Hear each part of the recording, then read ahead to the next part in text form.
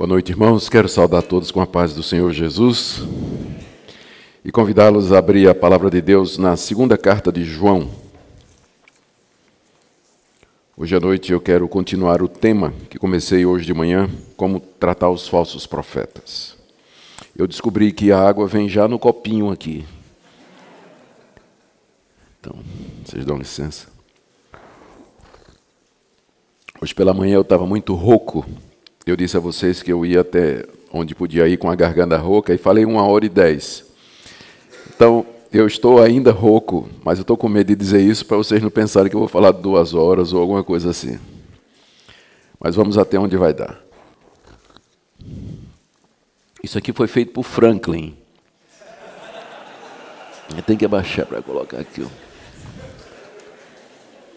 Não está sendo transmitido não, né? Não tem nenhum risco dele estar assistindo isso, não, né? Tá bom.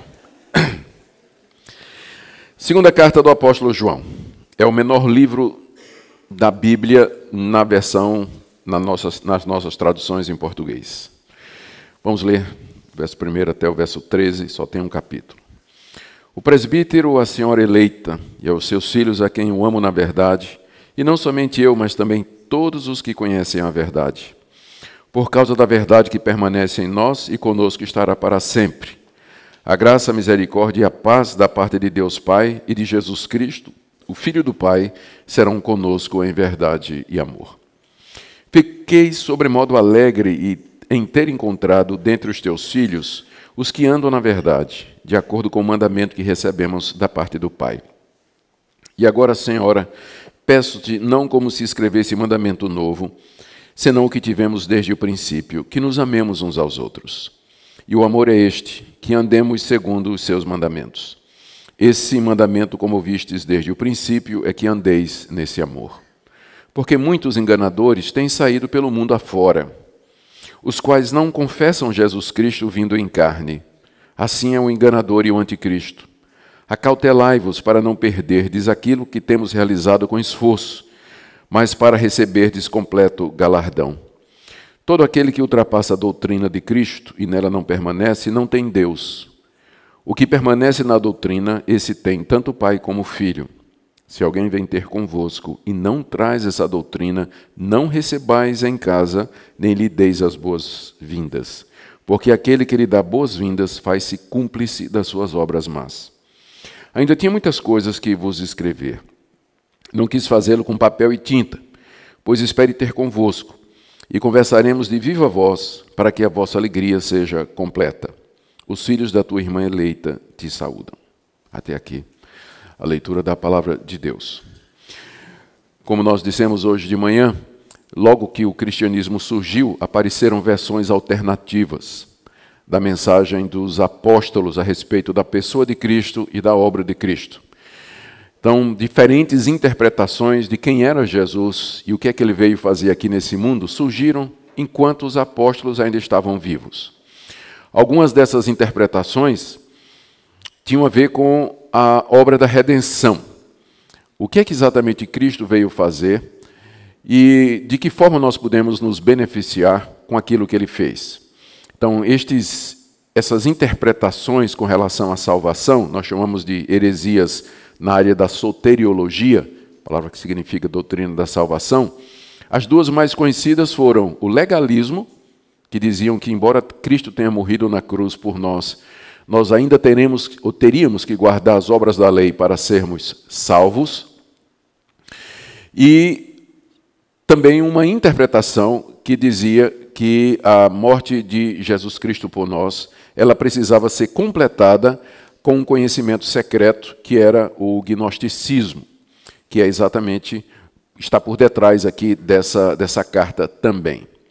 E havia também interpretações sobre a pessoa de Jesus Cristo, que eram bem diferentes daquilo que os apóstolos haviam ensinado a respeito dele. E a mais forte é exatamente essa perspectiva gnóstica, que aparece já em meados do século I, se desenvolve mais plenamente no século II até o século V, e que tinha uma dificuldade com a encarnação de Jesus Cristo. O gnosticismo ele vivia, né, se hospedava na mentalidade de mundo do século I, que era muito influenciada pelo platonismo ou neoplatonismo, uma visão de mundo que tem origem nas ideias do filósofo Platão, que viveu muitos anos antes de Cristo. Nessa perspectiva, a matéria era má e o espírito é bom. Então, essa visão dualista de mundo tinha implicações sérias para o cristão. Se a matéria é má e o espírito é bom, como é que Deus, que é espírito, poderia encarnar, tornar-se um corpo que é material? Então, os gnósticos tinham dificuldade em acreditar na encarnação de Jesus Cristo e que Cristo fosse completamente humano. Outra dificuldade era com a ressurreição dos mortos. Por que Deus ressuscitaria corpos?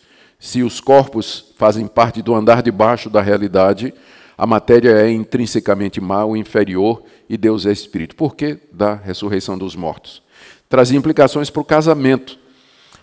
Como é que eu posso ser santo e me dedicar a Deus se eu sou casado e tenho que ter relações sexuais que envolvem troca de corpos, não é? Então, daí surge aquela ideia errada durante a Idade Média, de que o celibato é muito mais espiritual do que o estado de casado.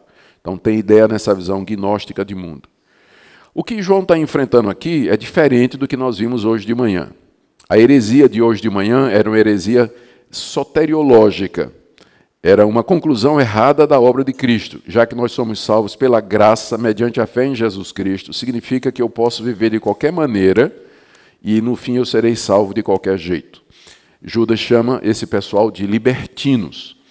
A heresia que João está tratando aqui, ela é cristológica e que tem origem nesse pensamento gnóstico. Os gnósticos, como eu disse, eles tinham, embora seja até inapropriado falar de gnosticismo no século I, né, talvez melhor seja proto-gnosticismo, porque ele só desenvolve plenamente no século II, mas as sementes já estão no século I. Para esses gnósticos, vamos chamar assim, por falta de um termo melhor, eles tinham muita dificuldade em acreditar na plena humanidade de Cristo. E aí eles se bifurcavam em duas interpretações. Primeira, tinha a linha chamada de docetistas. Os docéticos, a palavra docético vem do grego dokel, que significa parecer. Eles diziam que Cristo não tinha um corpo real, ele tinha uma aparência de corpo. Era como um holograma, você podia meter a mão e atravessava, era uma projeção, ele não tinha um corpo verdadeiro. E a segunda interpretação dos gnósticos é que o Cristo era humano, totalmente humano. Quando ele foi batizado, o Jesus era humano. Quando ele foi batizado, o Cristo divino veio sobre ele no batismo. Aquilo que João viu descendo na forma de pomba era, na verdade, o Cristo divino veio sobre ele. Durante 3 anos, o Jesus humano e o Cristo divino andaram juntos, e na hora de morrer, o Cristo divino voltou para o céu, e quem morre na cruz é o Jesus humano. Por isso que ele gritou, Deus meu, por que me desamparaste? Porque o Cristo divino saiu dele, né? Quem dizia isso era um cara chamado Cerinto, que fez uma escola já durante a época do apóstolo João. Então, essas ideias, elas permeavam a cristandade no primeiro século. Se você pensava que o cristianismo, ele nasceu assim muito tranquilamente, não teve confusão, não teve dúvida, que os primeiros cristãos, estava tudo muito claro na cabeça deles e tudo mais, a gente tem um choque quando a gente entende por que algumas das cartas do Novo Testamento foram escritas. Desde cedo os apóstolos tiveram que lutar para preservar a verdade que eles tinham recebido do Senhor Jesus Cristo a respeito da obra dele e da pessoa dele. E eu diria que praticamente quase todos os livros do Novo Testamento têm esse pano de fundo apologético. Paulo escreve aos Gálatas por conta dos judaizantes que queriam obrigar os cristãos a guardar as obras da lei. Paulo escreve a carta aos Colossenses porque havia uma mistura de ideias lá na região de Colossos, de gnosticismo, legalismo, misticismo, a ponto de nós chamarmos isso de a heresia de Colossos, de tão estranha que aquela coisa era. A carta aos Colossenses surgiu por conta disso. A segunda carta de Pedro combate claramente heréticos, parecido com os libertinos de Judas.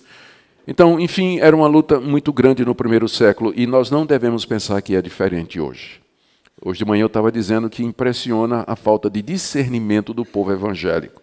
O pessoal consome de tudo, escuta de tudo, vai na internet, escuta todos e não sabe fazer a diferença entre um e outro. Eles não conseguem perceber. Falta discernimento.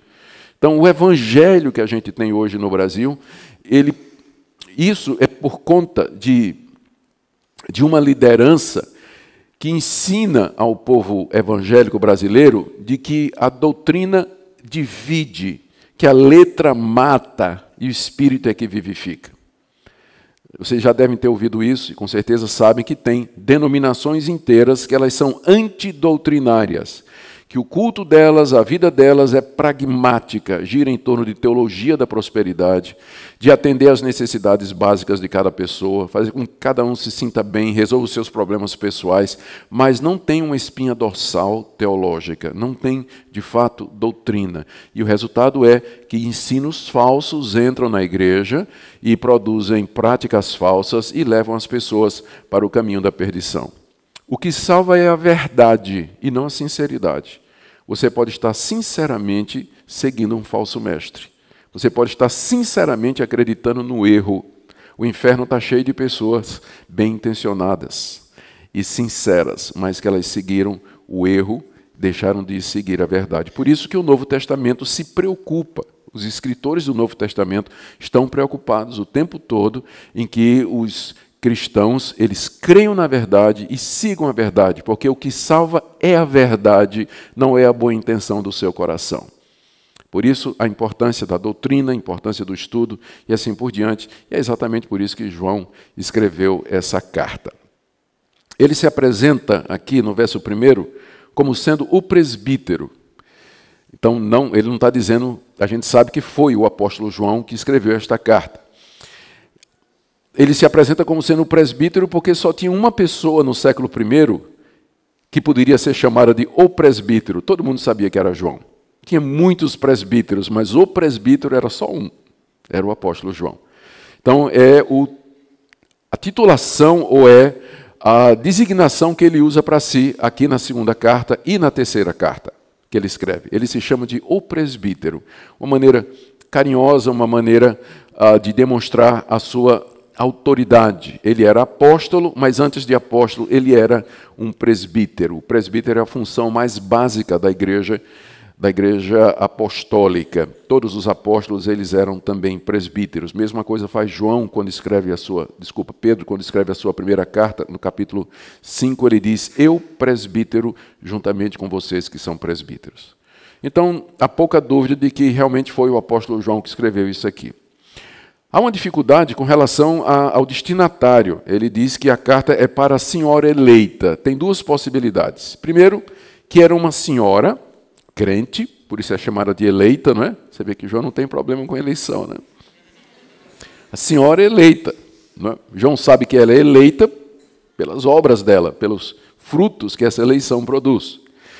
E então poderia ser, em primeiro lugar, João escreveu essa carta para uma irmã em Cristo que tinha muitos filhos e que estava enfrentando problemas porque a sua família estava sendo minada por esses ensinamentos falsos a respeito da pessoa de Jesus Cristo. Alguns acham, inclusive, que o nome dela era Eclecta, porque senhora eleita em grego é um nome muito bonito, Kyria Eclecta. Então, talvez o nome dela fosse Eclecta, senhora Eclecta, eleita, não é? Seria um nome possível no século I. Mas a dificuldade é que a partir do verso 4 e do verso 5, João passa o tratamento para o plural. Ele fala como se os destinatários fossem muitos. E no final da carta, verso 13, ele diz assim: os filhos da tua irmã eleita te saúdam. Então tinha que ser uma coincidência muito grande. João está escrevendo uma carta para uma senhora que era crente, cuja irmã era da igreja de João, e igualmente crente. Então parece muito complicado e luta contra essas dificuldades aqui textuais. João se dirige no plural aos destinatários da carta. A melhor interpretação é que a senhora eleita é uma figura da igreja. Ele está escrevendo para uma igreja que ele não nomeia, mas que chama como a senhora eleita. Não é problema nenhum chamar de senhora, porque a igreja no Novo Testamento é designada como a noiva de Cristo, a esposa do Cordeiro. Então era natural que se dirigisse a ela no feminino, né? Como a senhora. E eleita pelas razões que eu já disse, porque a igreja é feita daqueles que foram eleitos por Deus antes da fundação do mundo para serem santos e irrepreensíveis perante Ele, e que foram chamados pelo Espírito Santo através do Evangelho. E aí então faz sentido o verso 13, quando João diz, os filhos da tua irmã eleita te saúdam, ele simplesmente quer dizer, os membros da minha igreja estão mandando saudações para você. Então, a melhor interpretação é que a carta foi escrita para uma igreja que estava passando por dificuldades com relação a esse falso ensino que estava entrando ali. Em seguida, João, no verso 1 ainda, ele está aqui na parte introdutória, ele diz, presbítero, a senhora eleita e aos seus filhos, a quem eu amo na verdade, e não somente eu, mas também todos os que conhecem a verdade, por causa da verdade que permanece em nós e conosco está para sempre. 4 vezes, 3. 1, 2, 3.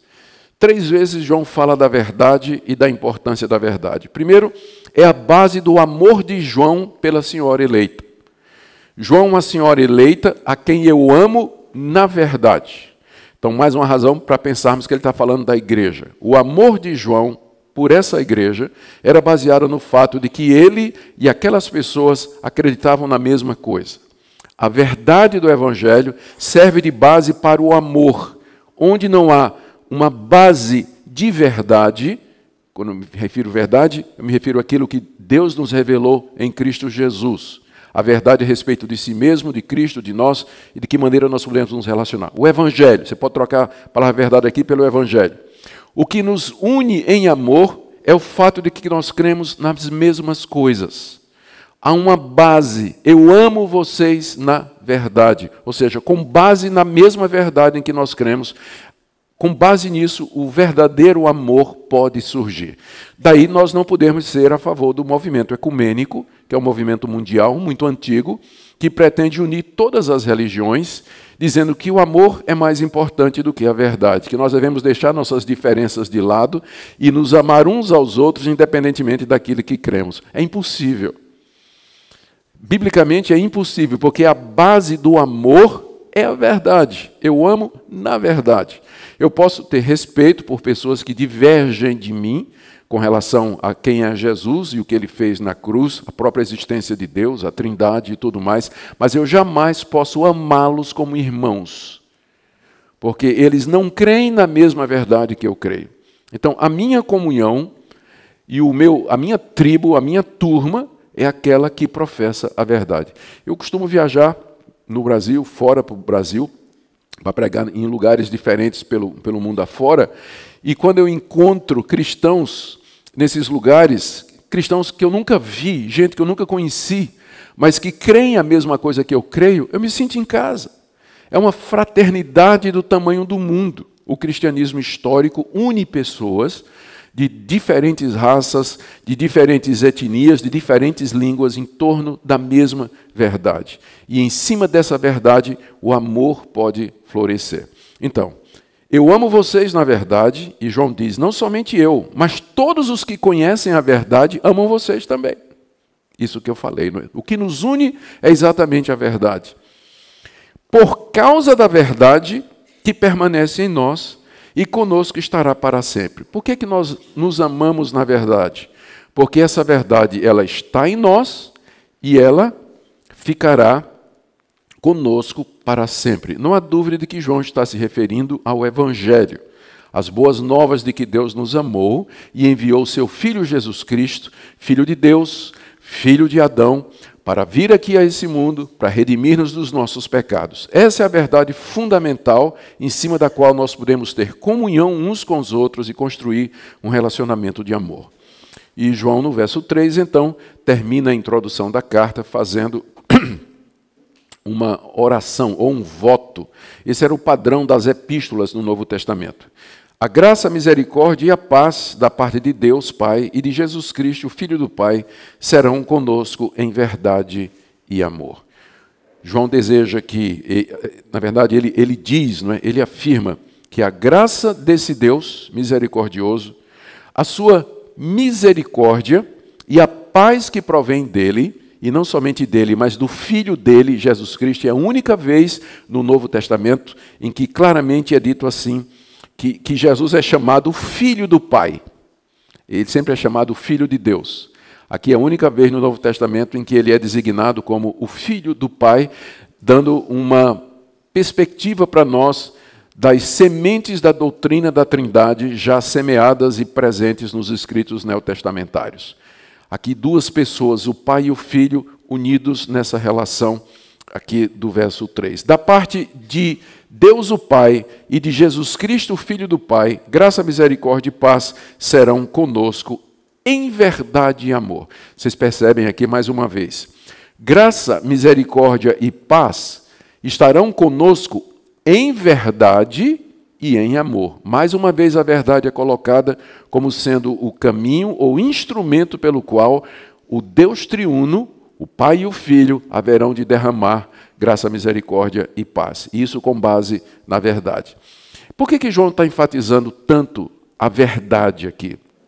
Que nos escritos dele, como eu já disse, se refere à pessoa de Cristo e à obra de Jesus Cristo. Como o próprio Jesus Cristo disse no Evangelho de João, eu sou o caminho, a verdade e a vida. Por que essa ênfase na verdade nessa segunda carta?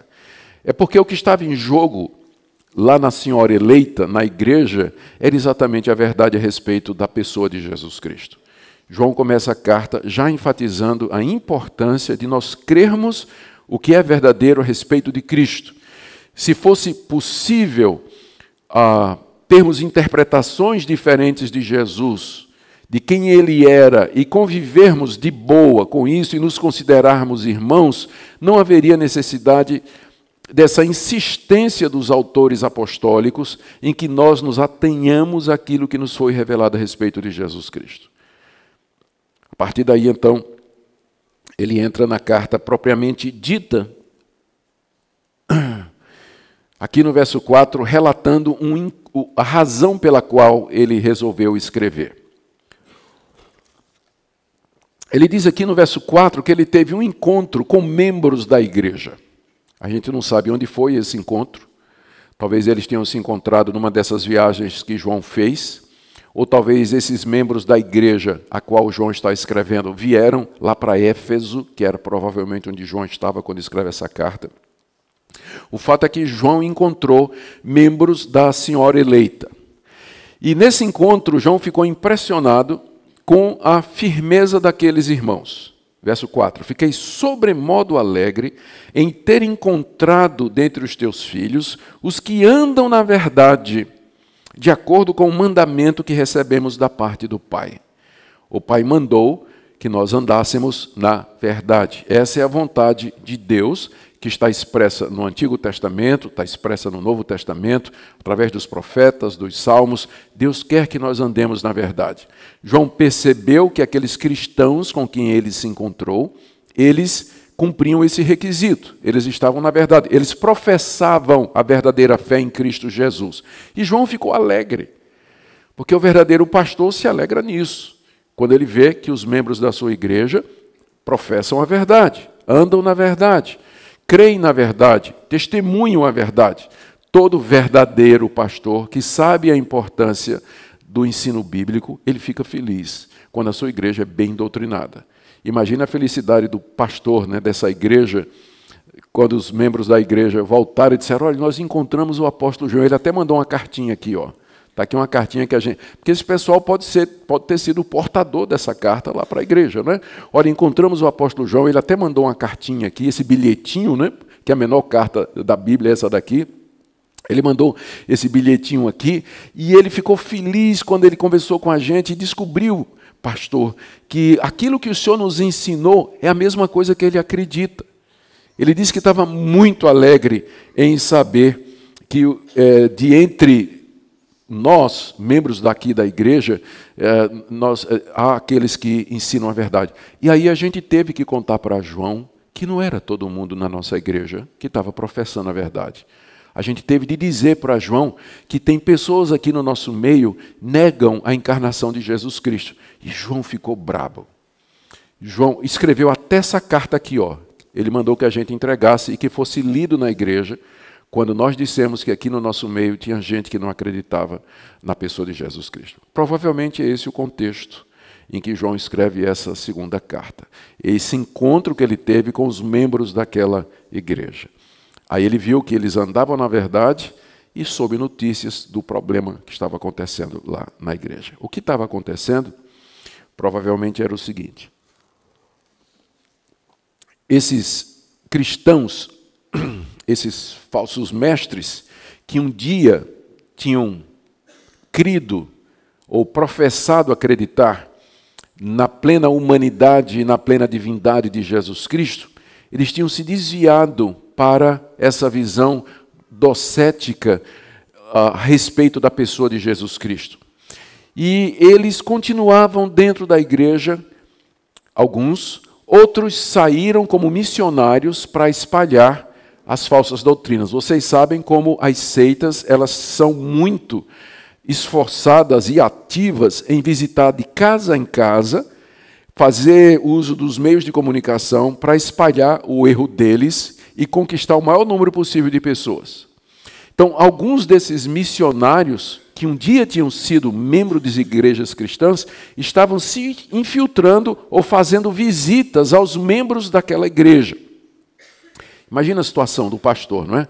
Ele descobre que tem falso profeta visitando lá as casas dos cristãos e trazendo um falso ensino. Hoje em dia, se eu fosse perguntar de quem que isso lembra, todo mundo sabe que lembra as testemunhas de Jeová.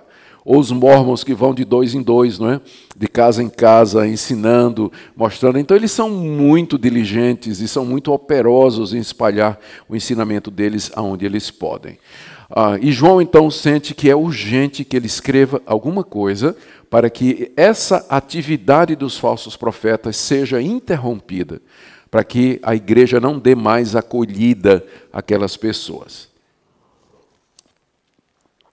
Do verso 5 até o verso 6, vocês estão seguindo a sequência aí, João faz um apelo ao amor. E pode parecer estranho, o que é que amor tem a ver com isso? Até agora ele falou da verdade. 4 vezes, pelo menos, ele menciona a verdade aqui. 5, na verdade.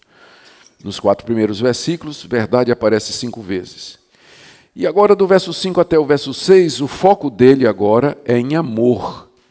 O que é que o amor tem a ver com a invasão de falso profeta numa igreja? É que o amor no Novo Testamento não é um sentimento piegas ou um sentimento romântico que uma pessoa pode entreter por outra. Mas amor é uma decisão que você toma de abraçar aquilo que Deus mandou que você fizesse. Tanto é que ele vai definir aqui, verso 6, que o amor é esse, que andemos segundo os seus mandamentos. Por isso que verdade e amor nessa carta são basicamente a mesma coisa. Verdade é aquilo em que nós devemos crer. Amor é o nosso ato de nos comprometermos com essa verdade, porque amar é cumprir os mandamentos de Deus. Amar é crer naquilo que Deus disse que nós deveríamos crer e na verdade que Ele revelou para nós. Olha como João diz, verso 5. Agora, Senhora, peço-te não como se escrevesse um mandamento novo, senão o mandamento que tivemos desde o princípio, que nos amemos uns aos outros. O mandamento de que nós nos amemos um ao outro foi dado pelo Senhor Jesus Cristo, está lá em João, no Evangelho de João. O próprio João escreveu o discurso de Jesus na noite em que ele foi traído. Ele, junto com seus discípulos, ele disse: eu vou dar um mandamento novo para vocês. O mandamento é esse, que vocês amem uns aos outros.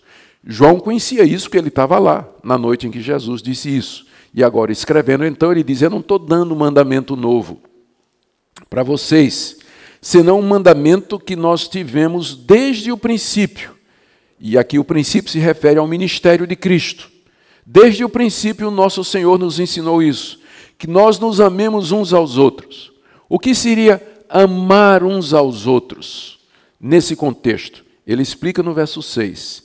E o amor é esse, que andemos segundo os seus mandamentos. Amar é andar segundo os mandamentos de Deus. Quem ama não quer a mulher do próximo, respeita o nome dele, não vai tirar nada que pertença ao próximo, não vai agredir o próximo e não vai cobiçar nada que o próximo tem. Logo, o cumprimento da lei é o amor. Porque quem ama vai respeitar o próximo, respeitar a sua família, respeitar seu nome, respeitar a sua propriedade. E quem ama a Deus não terá outros deuses, não vai fazer imagem de escultura, nem vai tomar o nome dele em vão. Então é nesse sentido que amar e verdade são a mesma coisa. Vocês ouviram, João disse, desde o princípio que nós temos que nos amar. Mas amar significa andar segundo os mandamentos de Deus. Só há um Deus. E ele se revelou na pessoa de Jesus Cristo. Então, viver em amor é viver na verdade, como ele vai dizer aqui no verso 6. O amor é esse, que andemos segundo os seus mandamentos. Este mandamento, como ouvistes desde o princípio, é que andeis nesse amor. Amar os irmãos seria não somente respeitá-los em tudo aquilo que os 10 mandamentos diz, mas também em preservar a verdade entre nós. Zelar para que os nossos irmãos, primeiro nós mesmos, mas depois os nossos irmãos, não corram ou não incorram em erros que podem trazer prejuízos espirituais de natureza eterna. É isso que é amar. Por isso, amar às vezes pode significar, eu vou correr o risco, vou deixar aqui. Amar às vezes pode significar você corrigir o seu irmão, você repreender o seu irmão, você chamar seu irmão e dizer, que livro é esse que você está lendo, meu irmão? Ou que ideia é essa que você está tendo? Essa sua ideia está errada. Amar significa fazer isso, zelar pela verdade entre nós, entre outras coisas. Daí então a ênfase de João no amor. É interessante, não é, que João é conhecido como o apóstolo do amor, porque ninguém mais do que ele fala em amor, no evangelho que ele escreveu e nas 3 cartas que ele escreveu. Ninguém fala mais do que João em amor. Contudo, o amor de João é um tough love, né, como diziam os americanos. É um amor duro, né? É um amor que não é meloso, não é aquele amor piegas, mas é um amor sério, de compromisso, de sacrifício, de renúncia, de apego à verdade, que confronta, que corrige. Como, por exemplo, um pai que ama o seu filho e o disciplina e o corrige exatamente porque o ama. Exatamente porque o ama. Muito bem, agora vamos para o verso 7 a 11, onde João finalmente entra no assunto que o leva a escrever a carta. Você tem aqui no verso 7, primeiro, a descrição dos falsos mestres. Verso 7. Porque muitos enganadores têm saído pelo mundo afora, os quais não confessam Jesus Cristo vindo em carne, assim é o enganador e o anticristo. O porquê aqui introduz a razão pela qual João tinha dito, vocês têm que se amar uns aos outros. Por que nós temos que nos amar uns aos outros, João? Porque tem muito enganador aí fora, querendo enganar vocês com a falsa doutrina. Se vocês se amarem uns aos outros, se exortarem, se ensinarem, se edificarem mutuamente, então vocês estarão livres desse falso ensino. Amem-se, porque existe uma versão errada do cristianismo aí, entrando no meio de vocês. Amem-se, porque muitos enganadores têm saído pelo mundo afora. Essa frase está cheia, é muito rica. Primeiro, João diz, esse pessoal é enganador. Eles não têm boas intenções. Eles não são sinceros, porém errados. Eles têm como objetivo enganar vocês, levar vocês ao erro, desviar vocês da verdade que vocês aprenderam. Segunda coisa, eles têm saído, o que dá a ideia de que eles um dia foram membros das igrejas, mas que saíram dessa igreja por conta desse falso ensino. Terceiro, eles saíram pelo mundo afora, o que aponta para o zelo missionário deles. Eles eram muito ativos em sair pelo mundo afora, levando esse falso evangelho.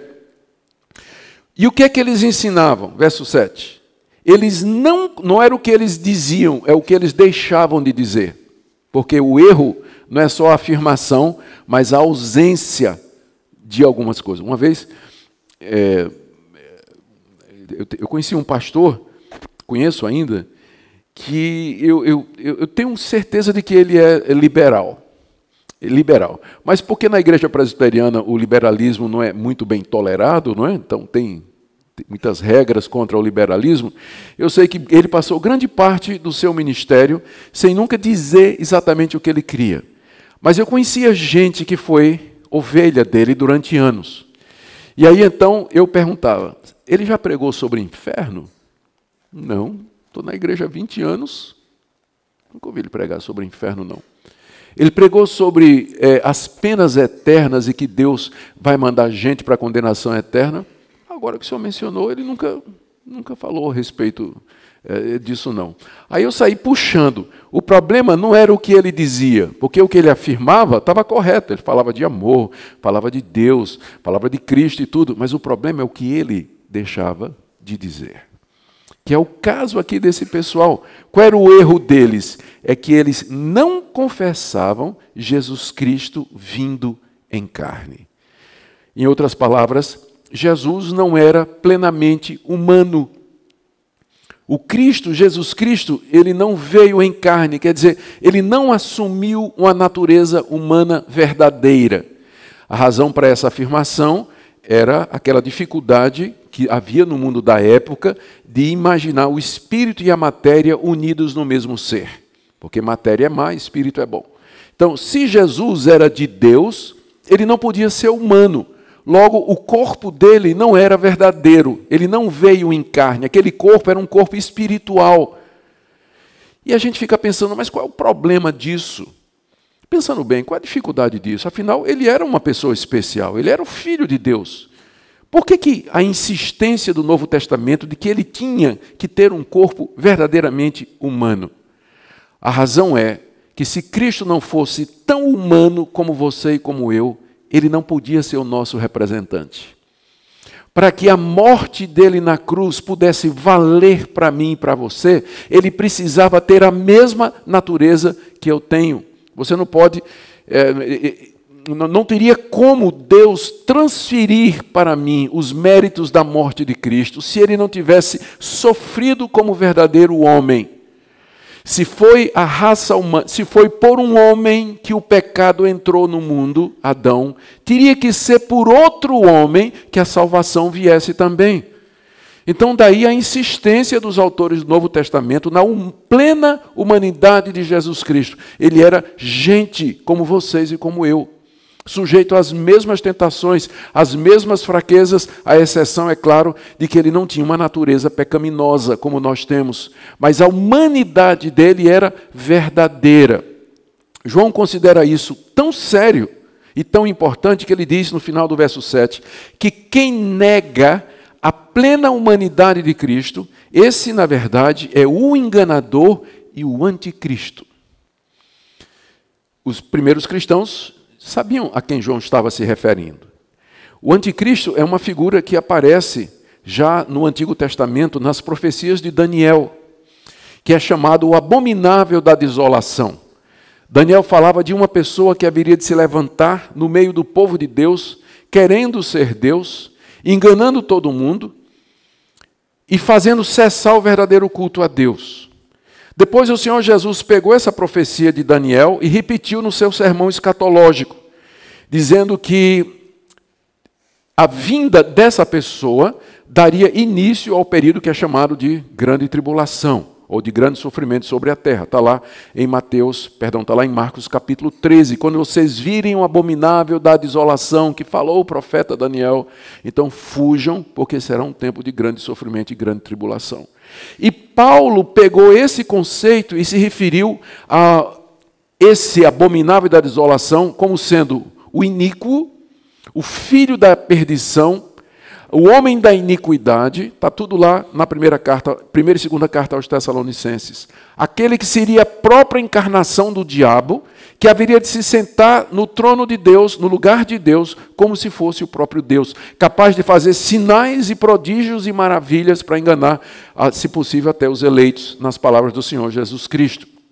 Então os cristãos já no primeiro século, eles sabiam que haveria de vir o anticristo. A palavra anti, essa preposiçãozinha, ela tanto significa contra, como significa no lugar de.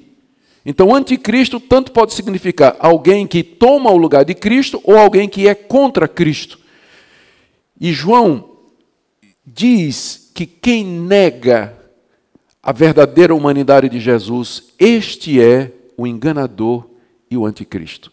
É claro que ainda não é o anticristo, mas é que João acredita que toda manifestação, que todo erro teológico que afeta a pessoa de Cristo é uma manifestação do espírito do anticristo.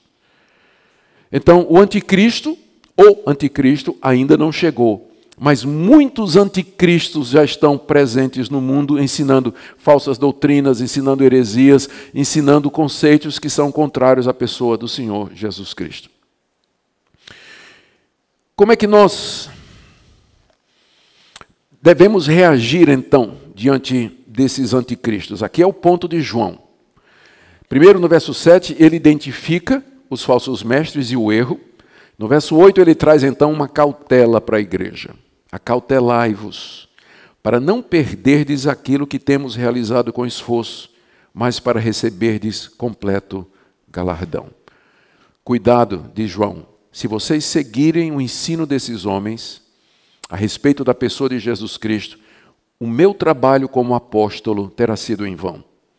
Porque eu tenho ensinado, João já estava velhinho quando escreveu isso aqui, eu tenho ensinado toda a minha vida, aquilo que eu recebi do próprio Senhor Jesus Cristo, de que Ele é o Filho de Deus, Ele é o Messias prometido, Ele é o filho de Abraão, Ele é o filho de Davi, Ele é aquele que os profetas anteciparam, Ele tomou a verdadeira natureza, nasceu da Virgem Maria, se tornou um de nós. Vocês creram nisso quando pela primeira vez o Evangelho foi pregado a vocês, mas se agora vocês seguem essa heresia, todo o meu trabalho e dos demais apóstolos foi em vão. Então, cuidado para que não percam aquilo que temos realizado com esforço, mas para que vocês recebam o completo galardão. Aqui, provavelmente, João está ecoando as palavras de Cristo. Aquele que perseverar até o fim, esse será salvo. Cuidado, diz João, o que está em risco é a vida eterna de vocês. Não é simplesmente uma disputa teológica se Jesus tinha um corpo ou não, porque às vezes a gente quer tirar por menos, né? É uma discussão teológica, é uma questão doutrinária, é um ponto ali de teologia que é meio confuso. João diz, cuidado, porque o que está em jogo é a vida eterna de vocês, é a alma de vocês que está em jogo. Para que vocês recebam um completo galardão, ou seja, para que vocês obtenham tudo aquilo que Deus prometeu, novo céu, nova terra, eternidade, imortalidade, perfeição na vinda do Senhor Jesus. Para que vocês recebam um completo galardão, vocês têm que ficar na doutrina apostólica. Vocês não podem se desviar daquilo que nós ensinamos a respeito de Jesus Cristo, que Ele é verdadeiro homem. Verdadeiro homem. Ele é gente como nós. Qual a importância disso? Já falei, se Cristo não tivesse um corpo verdadeiro, a morte dele na cruz não valia absolutamente nada para nós. Ele tinha que sofrer e sangrar por nós, derramar seu sangue, e somente um corpo humano real sangra e derrama sangue como propiciação pelos pecados, como estava ilustrado no Antigo Testamento nos sacrifícios de animais. Então, não é brincadeira o que está em jogo. Como eu disse, o que salva não é a sinceridade. O que salva é a verdade. Daí João dizer, cuidado, para que vocês não percam, para que meu trabalho não seja em vão e para que vocês também não deixem de receber o completo galardão. E aqui no verso 9, João nos ajuda a identificar, ajuda a igreja a identificar. Como identificar esses falsos mestres? Está aqui. Todo aquele que ultrapassa a doutrina de Cristo e nela não permanece, não tem Deus. O que permanece na doutrina, esse tem tanto o Pai como o Filho. O teste que João coloca aqui para reconhecer os falsos mestres é exatamente a verdade a respeito da pessoa de Jesus. O Novo Testamento dá outros testes para nós reconhecermos um falso mestre. Um falso mestre, por exemplo, ele vai ensinar alguma coisa que vai levar à libertinagem. O falso mestre vai negar, na área da soteriologia, ele vai negar a salvação plena pelo sacrifício de Cristo. Ele vai querer introduzir alguma coisa, a guarda da lei, a circuncisão. Mas um dos principais testes no Novo Testamento, para que nós reconheçamos se a pessoa é de Deus, é o que ela pensa a respeito de Jesus Cristo. João diz aqui que aquele que ultrapassa a doutrina de Cristo e nela não permanece, não tem Deus. A doutrina de Cristo não é a doutrina que Cristo ensinou, mas a doutrina a respeito de Cristo que os apóstolos ensinaram. Quem ultrapassa essa doutrina, ele não é de Deus. Voltando àquele ponto que nós já vimos hoje de manhã em Judas, que já no primeiro século estava muito bem definido os limites do que é o cristianismo. Tem certas coisas que nós podemos divergir, por exemplo, o modo de batismo. Eu sou presbiteriano, minha igreja acredita numa forma de batismo. Vocês, a maioria de vocês aqui, creio, é batista ou de outra tradição, que crê na outra forma de batismo. Mas essa diferença não nos separa como irmãos. Não nos separa como irmãos. Mas isso aqui separa sim. Isso aqui separa sim. Quem nega a plena humanidade de Jesus Cristo, ele não tem Deus. Ele não tem Deus. Os limites do cristianismo já foram traçados muito cedo. E tem certas coisas que, se você acreditar, você se coloca para fora do cristianismo histórico ou do cristianismo bíblico, que talvez seja a melhor descrição. Essa pessoa não tem Deus. Tem várias maneiras de ultrapassar a doutrina de Cristo. Primeiro, acrescentando a ela, diminuindo dela ou negando. Exemplo de negar, testemunhas de Jeová. Eles vão negar a divindade de Cristo. Eles vão dizer que Cristo não é divino. Ou o Espiritismo, que também vai negar a plena divindade de Jesus Cristo. Outros podem diminuir a pessoa de Cristo, não negando, mas diminuindo. Por exemplo, o catolicismo romano, colocando Maria como comedianeira e lançando sombra sobre a perfeição e a eficácia do trabalho de Cristo. Ou os legalistas das seitas neopentecostais, que ao lado da fé em Jesus Cristo introduzem campanha, propósito, dízimo, ou uma série de outras coisas que você tem que fazer para poder receber o favor de Deus. Todo esse tipo de coisa ou diminui, ou subtrai, ou lança sombra, ou nega frontalmente a pessoa de Jesus Cristo. Então, tudo aquilo que ultrapassa a doutrina de Cristo não vem de Deus. E esse é o melhor teste para você conhecer o falso profeta. Você quer saber se um homem é de Deus, se um pregador é de Deus? Pergunte. O que ele fala sobre Jesus? Qual é o lugar de Jesus Cristo na pregação dele? Qual é o lugar de Cristo? Que valor ele dá? Que importância ele dá no ministério dele a respeito de Jesus Cristo? Ele fala de Cristo, ele exalta a pessoa de Cristo, a sua divindade, a sua humanidade, a sua obra completa na cruz. Ou a pregação dele é uma pregação só legalista, moralista, que fala de prosperidade, ajuda, autoajuda, coaching. Qual é o lugar de Cristo no ministério daquela pessoa ou daquela igreja? Isso é um bom teste para você saber se a pessoa de fato vem de Deus ou não. Mutatis mutandi, não é? Final do verso 9, o que permanece, por outro lado, o que permanece na doutrina, esse tem tanto o Pai como o Filho. É assim que vocês podem conhecer o falso profeta, diz o apóstolo João. Consequentemente, agora João dá a orientação prática, que era o que ele queria fazer desde o começo. Agora chegou. Se alguém vem ter convosco e não traz essa doutrina a respeito de Cristo, de quem ele é, não recebais em casa, nem lhe deis as boas-vindas. João aqui não está dizendo para a gente ser mal educado com quem discorda de nós, com quem tem outra religião, com membros de seita. O que ele está dizendo é que você não pode dar lugar para eles. E tinha duas coisas no primeiro século que poderiam ocasionar isso. No primeiro século, a hospitalidade era uma coisa sagrada. Você receber alguém na sua casa significava validar aquela pessoa. Não se recebia todo mundo. Por isso, cartas de recomendação eram importantes quando pessoas viajavam de uma cidade para outra para se hospedar na casa de conhecidos de um amigo, por exemplo. cartas de recomendação. Você receber um estranho na sua casa significava de alguma forma você dar validade para ele. Segunda coisa, lembrem que as igrejas naquela época funcionavam em casas.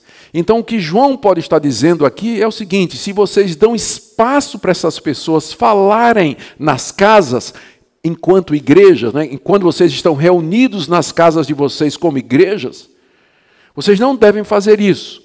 A gente não sabe direito o que é que aqui especificamente João está se referindo aqui. Se ele está dizendo, não hospede esses falsos mestres quando eles passarem na sua cidade, não receba esse pessoal em casa, ou João pode estar dizendo, não dê oportunidade para que eles falem nas casas igrejas dessas doutrinas que eles estão tirando aí, ou ensinando aí. Ou de um jeito ou de outro, João está dizendo, não abriguem esse pessoal, não dê espaço para esse pessoal, não assista ao programa dele, não pague carnê que ele manda, não compre o aplicativo dele, não compre os produtos que ele vende, não mande dinheiro para esse pessoal. Eu sei que tem gente crente que aposta ou que paga o ministério de... Cala-te boca. Né? Mas tem gente crente que todo mês está pagando um carnezinho. Todo mês. Por que nós não devemos acolher esse pessoal? Final do verso 11. Porque aquele que lhe dá boas-vindas, aquele que acolhe, que de alguma forma encoraja ou facilita o ministério deles, faz-se cúmplice das suas obras más. Se você apoia um falso profeta, você é cúmplice dele. Você está ajudando ele a difundir e a divulgar a heresia e o erro, a levar avante a verdade que não é de Deus. Por isso o cristão ele tem que ser muito cauteloso. Quem ele ouve, de quem ele compra livro, para quem ele manda dinheiro e a quem ele retuita ou replica nas redes sociais. Eu já vi muito crente, gente que eu sei que é crente, encaminhando, né, memes de heréticos claramente conhecidos da igreja brasileira. Toda vez que você usa a rede social para você passar adiante, replicar, retuitar, compartilhar aquela pessoa, o ensino dela, a divulgação da igreja dela, qualquer outra coisa, você está sendo cúmplice disso aqui. Por isso que o cristão precisa ser cauteloso, ele precisa conhecer, ele precisa de doutrina, ele precisa conhecer as verdades fundamentais do Evangelho, que a gente chama as grandes doutrinas da graça, para ele não ser iludido por um falso profeta que fala bonito e promete coisas que ele não vai cumprir. Término da carta, versos 12 e 13. Ainda tinha muitas coisas que vos escrever. Não quis fazê-lo com papel e tinta, pois espero ter convosco e conversaremos de viva voz para que a nossa alegria seja completa. João estava planejando uma visita àquela igreja, quando então ele, com calma, iria sentar com todo mundo. Então ele não quer escrever com tinta, né? Tempo ultrapassado, né? Papel e tinta, ninguém faz mais isso hoje. João não quer continuar conversando pelo WhatsApp, ele quer falar pessoalmente. Tem coisas que não dá para conversar nas redes sociais. Tem coisas que só a viva voz. A comunicação entre humanos é um fenômeno extremamente complexo. Envolve tom de voz, presença, cheiro, até o cheiro, tiques nervosos, né? Postura do corpo. Os meios de comunicação, por mais modernos que sejam, como o FaceTime, por exemplo, eles não conseguem transmitir tudo que a comunicação, que se envolve na comunicação. Fica registro, dá problema, Dallagnol e Moro que digam. Então, dá dificuldade de você conversar, porque fica o registro, né, de um monte de coisa assim. Então, tem coisa que é melhor você fazer olho no olho. Seu irmão pecou, não vá lá no Facebook dizendo, conheço uma pessoa. Tem gente que faz isso, né? Dando indireta no Facebook. Teve até um gozador lá que colocou, eu não sou como os outros, eu não sou como certas pessoas que dão indireta no Facebook, né? Se o seu irmão pecou, errou, a Bíblia manda que você vá conversar com ele. Cara a cara, face a face. Não manda mensagem, não manda indireta, não manda WhatsApp. Senta com a pessoa, conversa, abraça, beija. troca ideias, pergunta se é verdade. Nada como uma boa conversa em torno de um cafezinho expresso e um pãozinho de queijo. Nada melhor. João está fazendo exatamente isso. Olha, eu ainda tenho muita coisa para dizer, mas eu não vou escrever, não. Quando eu chegar aí, a gente conversa. Então, cuidado com o uso que você tem das redes sociais. Finalmente, no verso 13, João nunca imaginou que eu poderia fazer uma aplicação dessa do que ele escreveu aqui, não é? Verso 13, os filhos da tua irmã eleita te saúdam. Os membros da minha igreja mandam saudações para vocês. O que é que essa carta nos ensina? Cartinha preciosa, é o menor livro do Novo Testamento. Em primeiro lugar, ela ensina de que nunca haverá um período na história da igreja em que nós estaremos livres de interpretações erradas do Evangelho. Sempre haverá falsos profetas e enganadores. Segundo, até a vinda do Senhor Jesus Cristo, o espírito do anticristo tentará destruir a igreja. E a arma mais eficaz do anticristo para destruir a igreja não é possessão demoníaca, não é doença, não é fazer você perder o seu emprego, mas é fazer você acreditar no erro. Esse é o engano de muitas igrejas que pensam que a estratégia do diabo é tirar seu emprego, tirar sua saúde, arruinar os seus relacionamentos. Claro que se o diabo puder fazer isso, ele vai fazer. Mas não é essa a principal estratégia do diabo. A principal estratégia do anticristo é fazer você acreditar no erro. Fazer você acreditar no erro. Então, até a vinda do Senhor Jesus, nós teremos o espírito do anticristo, o espírito do erro, cercando a igreja, encurralando a igreja e tentando destruir a verdade a respeito do nosso Senhor e Salvador Jesus Cristo. Terceira coisa que nós aprendemos aqui é a importância da verdade e a importância de nós sabermos exatamente o que a Bíblia nos diz a respeito de Cristo. Quem Ele é e o que é que Ele fez e o que nós temos a fazer com isso. E a última coisa que eu queria tirar como lição para nós, a necessidade de discernimento. Esses falsos ensinos estão em todo lugar, e com a chegada das mídias sociais, eles se multiplicaram e nós temos acesso muito fácil. Seus filhos têm acesso a isso, através das mídias sociais. A necessidade de exercer critério e discernimento naquilo que a gente vê, naquilo que a gente compra, naquilo que a gente apoia, naquilo que a gente compartilha, todas aquelas coisas que eu falei também. E por último, a verdade importa sim. E é ela que salva, ela que liberta. Ame a verdade, persiga a verdade, deseje a verdade, peça que Deus ilumine o seu coração. Estabeleça essa verdade através da fonte de verdade que Deus nos deu, que é o ensino dos profetas e dos apóstolos, conforme estão registrados infalivelmente na sua palavra. Amém? Que Deus faça de vocês uma igreja que ama a verdade, que luta pela verdade, e que seja uma bênção aqui nessa cidade e além dela também. Amém? Oremos. Obrigado, Senhor, pelo apóstolo João, pelo zelo dele em estabelecer a verdade a respeito do teu Filho. Nós te adoramos, Senhor Jesus, tu que estás assentado à direita de Deus Pai, verdadeiro homem que intercede por nós, verdadeiro Deus. Bendizemos o teu nome e nos curvamos diante de ti, no mistério da tua natureza, verdadeiro Deus e verdadeiro homem. Oramos, ó Deus, que tu nos deis amor pela verdade e coragem para lutar por ela, em nome do Senhor Jesus. Amém.